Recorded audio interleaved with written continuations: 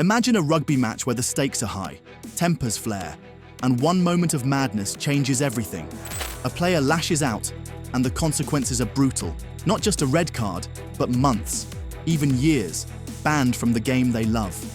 Today, we're diving into the stories of rugby's most notorious bans. From eye gouging to referee assaults, these are the moments that left a mark on rugby history.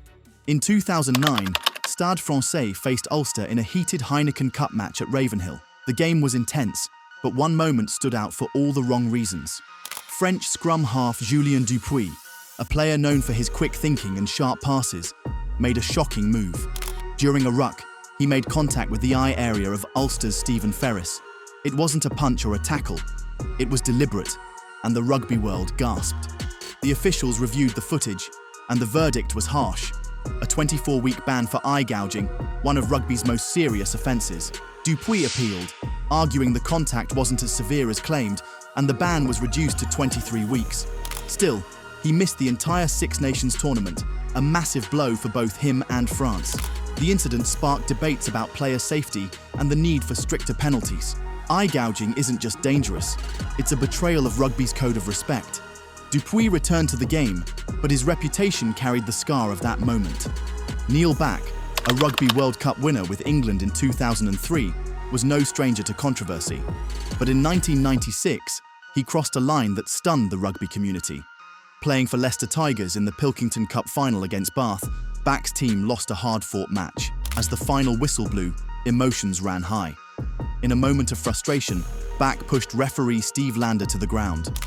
Back later claimed he mistook Lander for Bath's Andy Robinson, but the excuse didn't hold up. The Rugby Football Union, RFU, handed him a 6-month ban, a significant punishment for a player at the peak of his career. The incident wasn't just about the push, it was about disrespecting the game's authority. Referees are the backbone of fair play, and Back's actions sent shockwaves through the sport. He came back stronger, but that moment remains a black mark on an otherwise legendary career.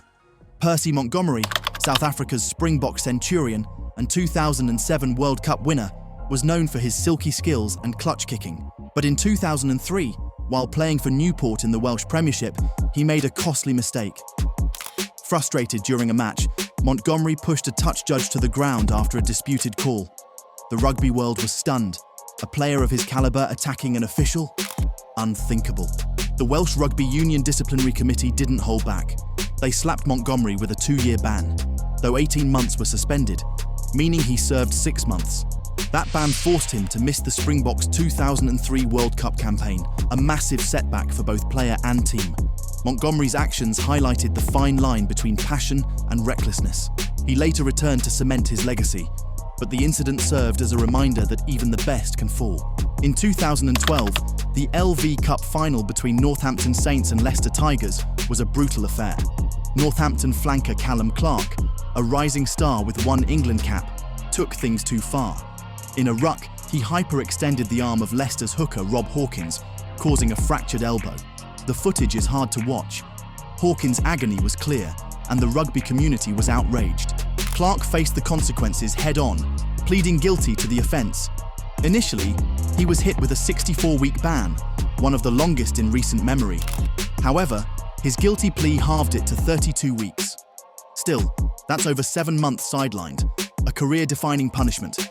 Many argued the ban should have been longer, given the severity of Hawkins' injury.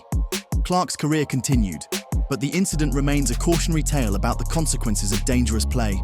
In 2018, a Rugby Europe Championship match between Spain and Belgium ended in chaos. Spain lost 18-10, and the result handed Romania a World Cup qualification spot, sparking outrage among the Spanish players. They believed the Romanian referee, Vlad Iordăcescu, had biased the game against them. In the aftermath, Spanish scrum half Sebastian Rouet, a substitute that day, physically and verbally abused Iordăcescu during a melee. The fallout was massive. Rouet was handed a 43-week ban, one of the longest for referee abuse in rugby history. 4 teammates also faced bans, including a 36-week suspension for starting scrum half Guillaume Rouet. The incident led to an investigation, and Romania's qualification was later revoked for unrelated reasons. Sebastian Rouet returned to play for Spain, but the controversy left a lasting stain on his career. and raised questions about respect for officials in the heat of competition. Dylan Hartley, England's former captain, was a fierce competitor, but his disciplinary record is a saga of its own. Over his career, Hartley racked up a staggering 60 weeks of suspensions, more than a year off the field. His troubles began in 2007 when he was banned for 26 weeks for eye-gouging Wasps players James Haskell and Johnny O'Connor. It was a reckless act that cost him a spot in the 2007 Rugby World Cup. But Hartley didn't stop there. In 2012, during a Six Nations clash, he bit Ireland's Stephen Ferris, 8 weeks out. Later that year, he punched Ulster's Rory Best, earning a 2-week ban. In 2013, he verbally abused a referee in the Premiership final, costing him 11 weeks and a British and Irish Lions tour. The list goes on. A 3-week ban for elbowing in 2014, 4 weeks for headbutting in 2015, and 6 weeks for striking Leinster's Sean O'Brien in 2016. Hartley's pattern of foul play, gouging, biting, striking, made him a lightning rod for controversy. Fans debated, was he just passionate or too reckless for the game? His bans reshaped his career, keeping him off the field for key moments, yet he still led England to success. How did he keep coming back? That's the Hartley enigma. Next up, David Attoub, a Stade Francais prop, whose name is tied to one of rugby's ugliest incidents. In 2009, during a Heineken Cup match against Ulster, Attoub committed an act so severe it's still talked about today. He gouged the eyes of Ireland's Stephen Ferris in a brutal, deliberate move. The footage is chilling, Attoub's fingers digging into Ferris's face, causing visible pain. The judicial officer called it the worst act of contact with the eyes he'd ever seen. Attoub's punishment, a massive 70-week ban, one of the longest in the professional era. What made it worse? Attoub wasn't new to this. He'd been suspended for gouging before, in 2004-05, which added weight to his punishment. The 2009 match was a low point for rugby, with Attoub's teammate Julian Dupuy also banned 23 weeks for gouging Ferris in the same game. The incident sparked outrage, with fans and officials demanding a crackdown on eye gouging. Attoub's ban showed rugby's zero-tolerance stance on such dangerous acts, but it also ended his time in the spotlight. A four-cap Frenchman, his career never recovered. Why did he do it? Was it a moment of madness or a calculated act? The answer remains murky. Now, let's shift to a scandal that wasn't about violence but deception. Dean Richards, a former England international and Harlequins coach, orchestrated one of rugby's most infamous ploys, the Bloodgate scandal. In 2009, during a Heineken Cup quarter-final against Leinster, Richards instructed player Tom Williams to fake a blood injury using a capsule from a joke shop. The goal? To bring back a key player, Nick Evans, under substitution rules. It was a cunning plan, until it unraveled. Williams left the field with fake blood dripping from his mouth, but suspicions arose. An investigation exposed the scheme, and Richards faced the consequences. A 3-year ban from rugby. That's 156 weeks, one of the longest bans ever. Not for playing, but for undermining the game's integrity. The fallout was huge. Harlequin's reputation took a hit, and Williams himself was banned for 4 months after an appeal. Bloodgate became a cautionary tale about cheating in rugby, a sport built on trust. Richards later returned to coaching, but the stain of Bloodgate lingers. How far would you go to win? Richards went too far. Taking a step back to the amateur era, we meet Michel Palmi, a French lock whose actions shocked the rugby world.